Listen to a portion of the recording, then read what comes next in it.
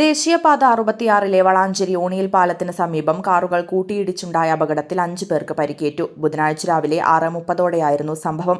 FASTag എടുക്കുന്നതിനായി പാതയോരത്ത് നിർത്തിയ കാറിന് പിന്നിൽ മറ്റൊരു കാർ വന്നിടിക്കുകയായിരുന്നു. ദേശീയപാതയോരത്ത് ഫാസ്ടാഗ് വിൽപ്പനയ്ക്കായി സ്ഥാപിച്ച താൽക്കാലിക സ്റ്റാളിൽ നിന്നും രജിസ്ട്രേഷൻ നടപടികൾ പൂർത്തിയാക്കി പുറപ്പെടാൻ തുടങ്ങിയ കാറിലേക്കാണ് പിന്നാലെ വന്ന വാഹനം നിയന്ത്രണം വിട്ടിടിച്ചത്. ഇടിയുടെ ആഘാതത്തിൽ ഫാസ്ടാഗ് ജീവനക്കാരനും 2 കാറുകളിലുണ്ടായിരുന്ന യാത്രക്കാർക്കും പരിക്കേറ്റു.